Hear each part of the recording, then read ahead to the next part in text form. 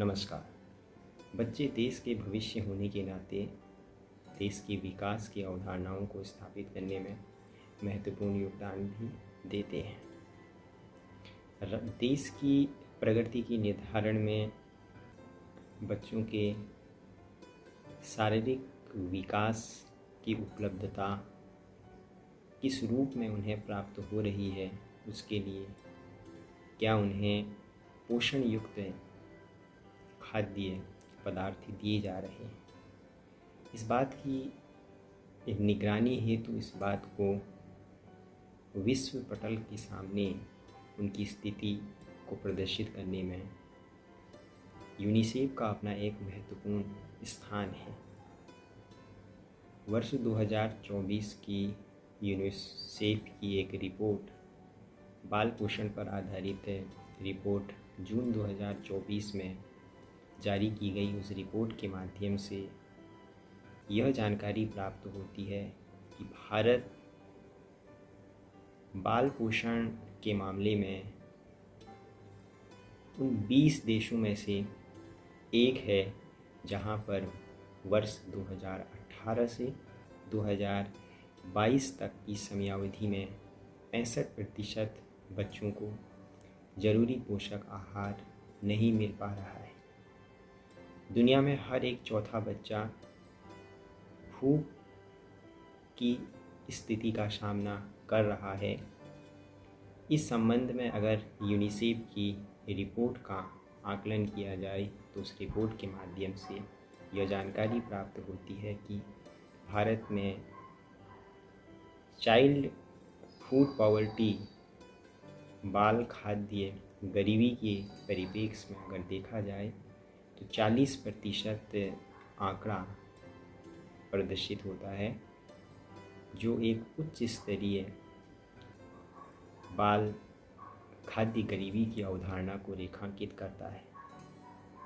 अन्य देशों के परिप्रेक्ष्य में बात की जाए तो सोमालिया में 63%, गिनी में 54%, अफ़गानिस्तान में 49% और पाकिस्तान में 38% और चीन में 10% स्तर है, जो बाल खाद्य गरीबी की अवधारणा को दर्शाता है।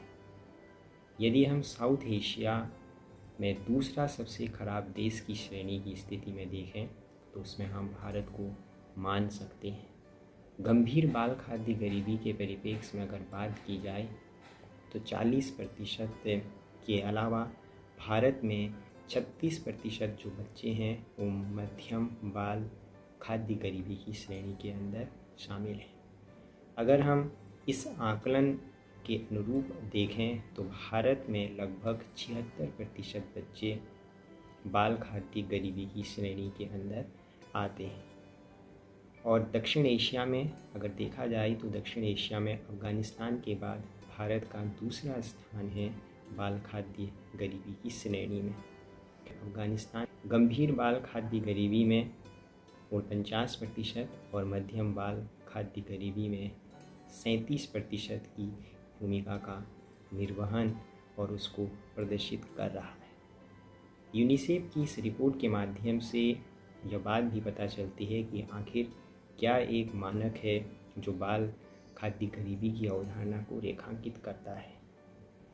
इसका आकलन इस आधार पर किया जाता है कि बच्चों को अर्थात 5 वर्ष से कम उम्र के जो बच्चे हैं उनको प्राप्त होने वाले जो 8 खाद्य पदार्थ हैं उसमें से 5 जरूरी खाद्य पदार्थ प्रतिदिन प्राप्त होने चाहिए।